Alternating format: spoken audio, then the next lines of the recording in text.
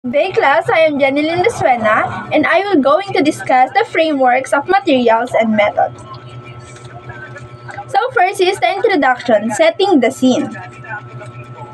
English as a global language. Gradle 2006, the availability of English as a global language is accelerating globalizations. On the other hand, the globalization is accelerating the use of English. So, kaya tayo nagkaroon ng, alam naman natin na ang English is a universal language. Ginagamit natin ito upang maintindihan natin ng ibang bansa tuwing sila ay napunta sa atin.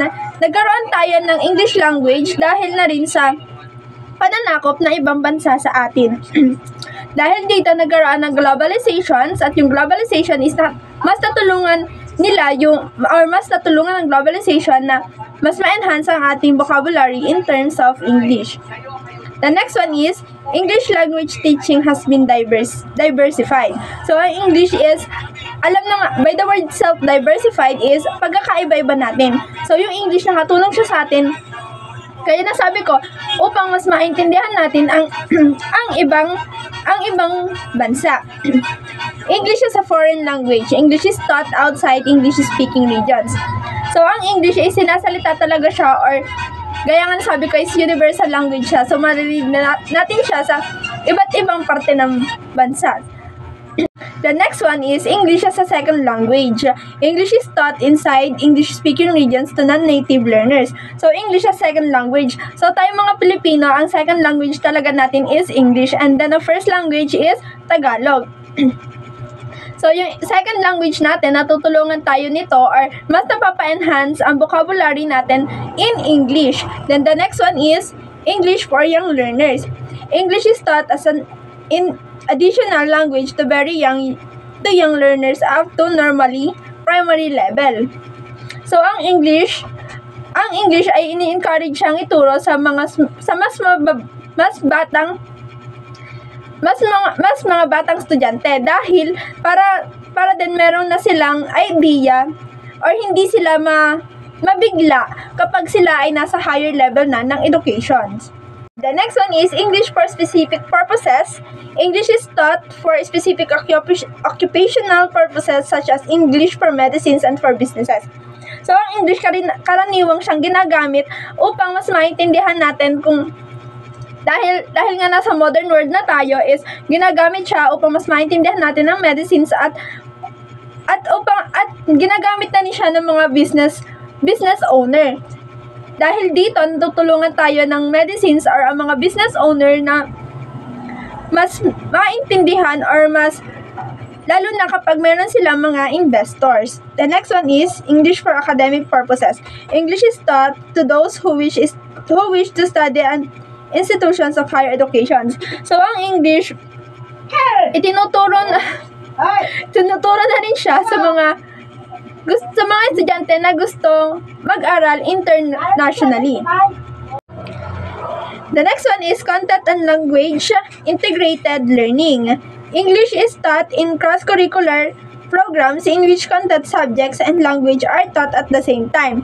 So dito, sa content and language integrated learning is itinuturo siya or isinaman talaga siya sa curriculum upang mas mapalawak pa ang vocabulary ng mga Pilipino. At ang nakakalungkot lang is tinatanggal na nila ang ating subject na mga Pilipino, which is our first language. The next one is the framework, context, and syllabus. So, sinasabi dito na overall, the goals of a language teaching program is usually derived from an analysis of the reasons. So, kaya tayo may goals sa pagtuturo ng English is dahil may mga rason tayo. First is, why a group of learners in a particular environment needs to learn English. Bakit nga ba kailangan ng isang estudyante na matuto ng English? Yun ay, para sa akin, yun ay dahil tayo ay tayo ay hindi kagaya ng ibang bansa na maintindihan agad natin nila ang lengguwahe nila.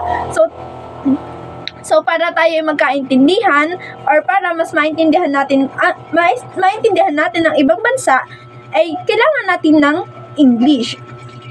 Goals need to be realistic for each circumstances. They may be set out by the government, which is the national language policy. So meron ding mga goals na kailangang matutunan na or may mga goals ang mga teachers kung paano nila matuturuan ang mga estudyante. Minsan ito ay galing sa gobyerno at meron din tayong language policy. There is a whole spectrum of possibilities for defining the goals of language. Teaching for a country, an age group, a whole school, a class or an individual, and whether for general educational purposes, businesses, scientific development, cultural appreciations, or many other terms. So, dito sa bullet na to, ay sinasabi na ang mga goals ay sa pagtuturo ng language teaching ay, for example, is para sa country, para sa mga iba't ibang edad, at para din sa buong school. So, sa atin naman dito sa room is talagang English talaga ang subject natin. Halos lahat ay English ang lengguwahe. Pero kahit na tayo ay, pagdating natin sa DepEd is Tagalog ang ating maituturo dahil tayo ay mga araling panlipunang teacher. Dito naman sa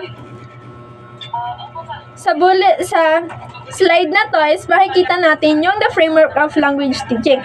Andito yung context, then the next one is learners, educational setting, then the implementation of goals, syllabus, and the last one is the materials, classroom. So, dito is context muna.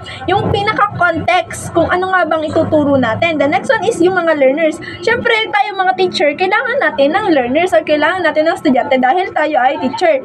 Then, educational settings, kung ano nga ba yung magiging setting ng ating or mahalaga din ang setting sa mga estudyante. Then, sunod naman dun is implementation of goals. Kailangan natin ng goals kung paano natin sila matuturuan.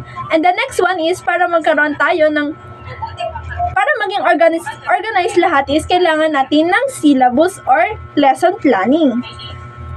Then, the materials that we are used para mas maintindihan or mas magkaroon ng malawak na kaisipan ang ating mga tuturuan. Topic is contextual factors or yung mga salik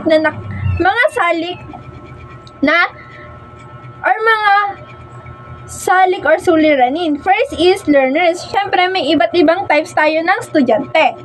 Then the next one is the age.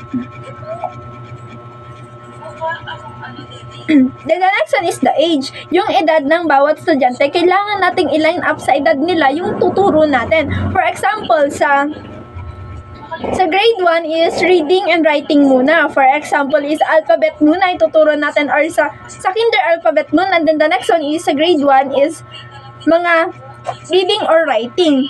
Then the second one is interest. Kailangan natin makuha yung interest ng estudyante sa ating mga itinuturo or sa English na itinuturo natin. Kasi napapansin ko, marami na sa mga kabataan ngayon ang hindi naengganyong mag-aral ng English language. The next one is level of proficiency in English.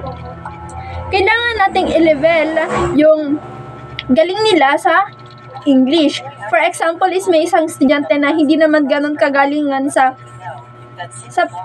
pagbabasa, kailangan nating i-level yun or kailangan tayong umisip ng paraan kung paano natin matuturuan yung estudyante na yon. Then the next one is aptitude or mother tongue. So sa mother tongue naman is kailangan nating alamin or yung kanilang lengguwahe. For example, is Bisaya yung estudyante natin. Kailangan ay magkaroon tayo or para hindi sila ma-discriminate, kailangan nating alamin yung background nila sa kanilang sariling language. Kasi alam naman natin lahat na meron tayong, bukod sa Tagalog, sa Pilipinas is meron tayong iba't ibang types of language. Then the next one is academic and educational level. Yun nga, kagaya ng sabi ko kanina, yung sa interest is, meron talagang, for example, magtuturo ka nung ka-level ng sa grade 1, grade 2, grade 3, hanggang sa pataas ang ituturo mo sa mga estudyante. Next is attitudes to learning. Kailangan din nating i-monitor yung estudyante kung ano nga ba yung attitudes nila or habits nila sa pag-aaral. Next is motivation. Kailangan as a teacher, bigyan natin sila ng motivation or maging role model tayo sa mga estudyante.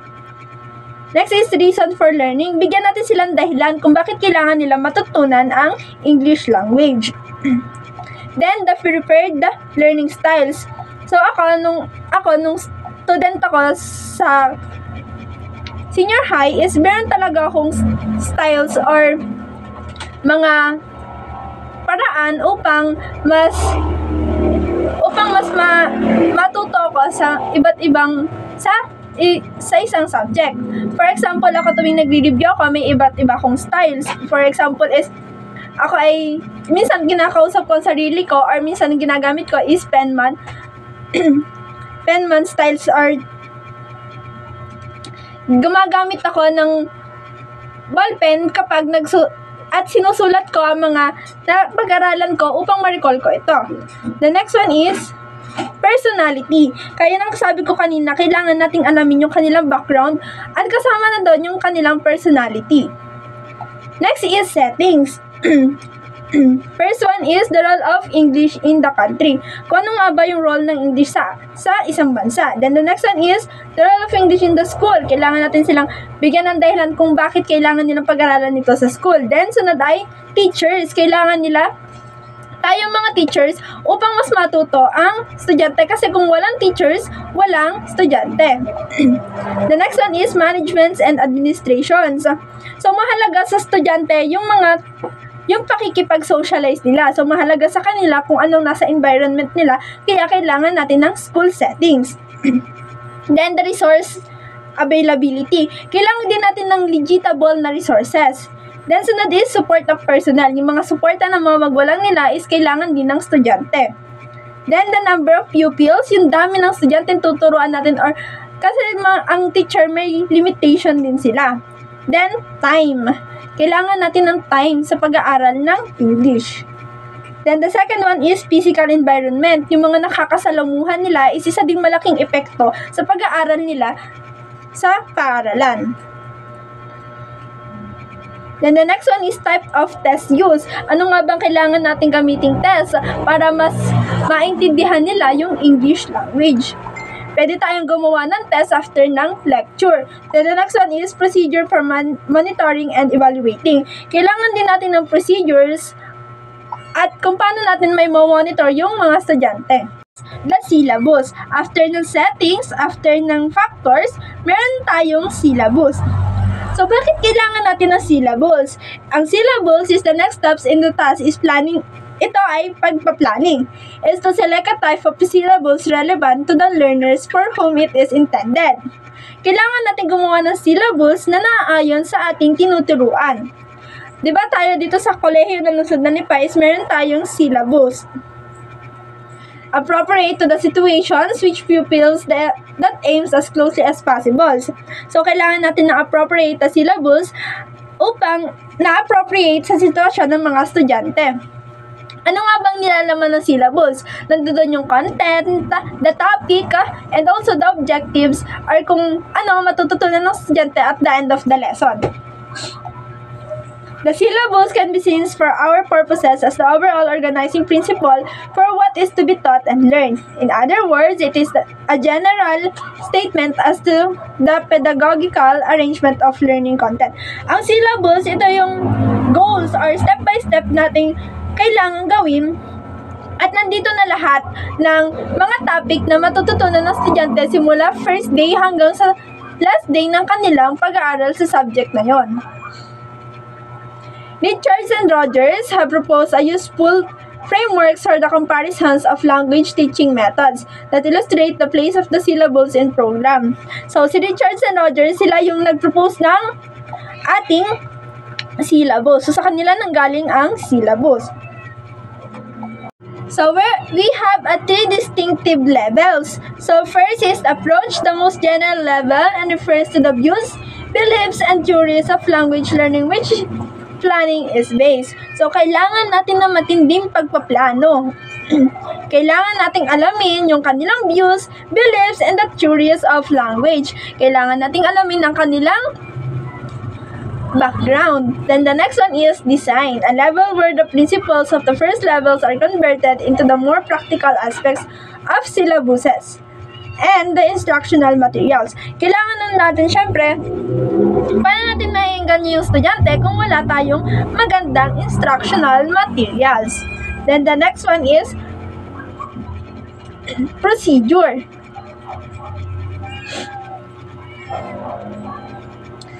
So, dito sa procedures is kailangan natin na matinding ng so, dahil may design na, kailangan naman natin ng procedures kung paano sila matututo or paano natin sila matututukan or matuturuan. The next one is principle of organizing syllabus or syllable organizations. Principle of syllables organizations. So, dito, kailangan natin ng prinsipyo or alamin yung prinsipyo ng paggagawa ng or pag-organize ng syllabus. So, first is simple past, irregular verbs, passive formations of adverbs. Dito makikita natin kung saan nga ba naaayula ang gawin ang syllabus. Pwede siya sa restaurant, sa hotel, in the post office, at the garage. Nagagawa din sila ng iba't ibang types of syllables or pagpaplano. Space travels, intelligence tests, marking, and the weathers. Then the next one is 6 broad types of syllables. The first one is grammatical or structural, functional, notional, situational, skill-based, topic-based, and task-based. The first one, grammatical or structural syllabus. It is consists of at least grammatical items selected and graded in items of simplicity and complexity. So, nilalaman nito ay yung mga grammatical or yung mga grammatical error ng isang or pagkakaroon ng complexity. Then, the next one is exposes learners to various grammatical structure step by step, and they are supposed to master them by internalizing the rules. So, kailangan natin i-expose ang mga learners sa step by step. Kailangan natin ng step by step kung paano natin sila or ng step by step na pag-aaral ng English language. Dito, kailangan nila ng alamin or ma-master yung mga binigay natin na language. Then, or binigay natin na topic. Then, the next one is emphasize grammar as the most important to learning content. Kailangan natin ma-enhance ang kanilang grammar or magkaroon sila ng kaalaman sa tamang paggamit ng grammar. Then, uses grammar exercise to test the learner's language or knowledge. So, kailangan natin na magbigay ng mga test. For example na lang is, magbibigay tayo ng assignments na essays. Doon, natutulungan natin ng estudyante na ma-analyze yung tamang paggamit ng grammars, ng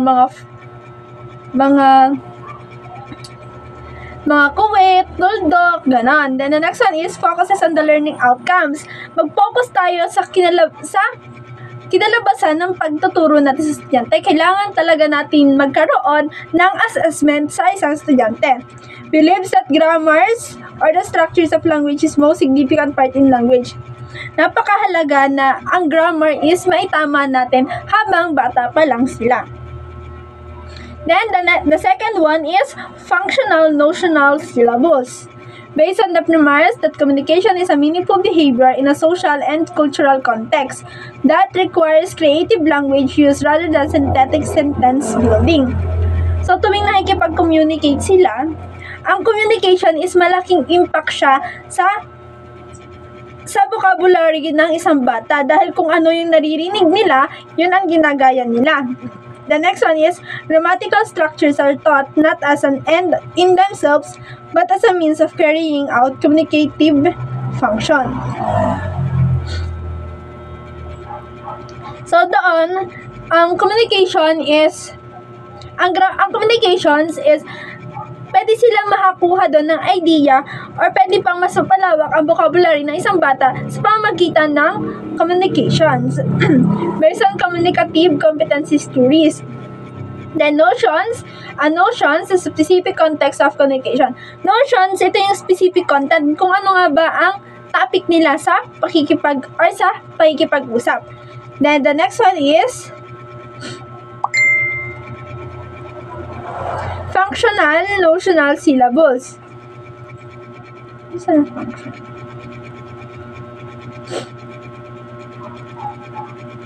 Functional notional syllables, it is more inclusive notions based on communicative competencies theories as proposed by Dalheims, who felt that the linguistic forms should be studied along with the ways in which they are used. So, ang ng functional notional syllables is si Dalheims. Sinasabi niya is na ang linguistic is talagang importante sa atin or sa mga bata. Notion is specific context in which we communicate. Yung nga sinasabi ko, ito yung topic na natin pinag-usapan tuwing tayo nakikipag-usap. Then function is a specific purpose in a context. Yan ay kung ano ang purpose natin sa ating pinag-uusapan na yon. Then the next one, the example dito is shopping can be a notion. For example, sa pagtatanong natin ng ng price or pag sasabi natin na yung pagtawad natin tuwing mataas ang presyo and sa pagdi-discuss natin ng mga products sa mga businesses. Yun ay pwede siya maging functions of language. Ang shopping can be a notion. Then the next one is characteristic of notional functional approaches. A function's view of language focusing on doing something through language. A semantic base as opposed to a grammatical or a situational base.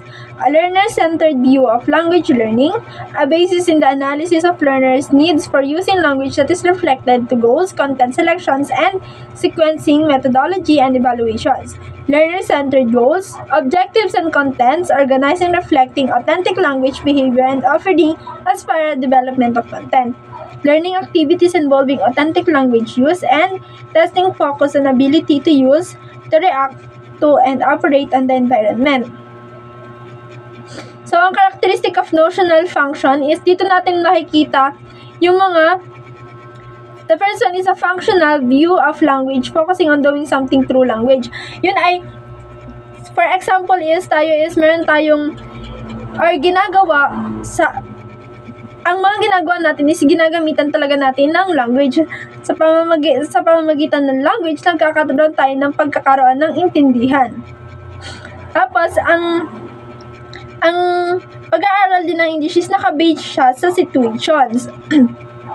Tapos, kailangan din learner-centered tayo. Kumbaga, nakafocus lang tayo sa isang learners. Or kailangan, kailangan as a student, for example, is ako, dapat, hindi lang dapat tayo bigay ng idea sa learners. Kailangan, nagtatanong din tayo at binibigyan natin sila ng pagkakataon na maibahagi ang kanilang opinion. Situational syllables. Meaning is dependent not only on structures and linguistic knowledge but also on the context of the utterance, conduct based on everyday situations, making and answering calls, buying, etc. So ito, nakadepende ang ang English or ang syllables, ibig sabihin dito is spatial syllables. Nakadepende ito sa ating ginagawa. So, kailangan din natin magtanong sa estudyante about sa experience nila or i-relate natin yon sa kanilang experience. Then the next one is topic-based syllables. Built around certain topics and themes such as travel, drugs, religions, persuasions, advertising, modern architecture, sports, etc. Usually starts with a variety of exercise that stimulates student interest in the themes and develop the student's ability to manipulate the language. So, dito, kailangan natin mag-build ng topic. For example is, mag-build ng topic na makaka-relate yung estudyante. Kailangan meron tayong communications with the student. The rest of the thematic unit include activities that elaborate the theme, such as key ideas, including cultural, cross-cultural, linguistic, listening comprehensions. So, yun nga, sinasabi ko kanina, kailangan natin i-relate yun sa experience ng isang estudyante. So, sa ganon, magbibigay sila ng information sa kanila at dahil doon, magkakaroon tayo ng communications sa ating estudyante. Then, the next one is task-based syllables. So, dito, sinasabi sa task-based syllables is kailangan natin magbigay ng task na gagawin ng mga estudyante. Dito, matutulungan natin sila na mas ma-enhance ang kanilang knowledge and vocabulary. Sa pagbibigay ng task, malalaman natin if totoo bang natuto nga ba ang estudyante na tinuturuan natin. Syllables. Well, syllables are based on the combinations of two or more of the syllable types. They need to distinguish between. That's all for my reports. Thank you.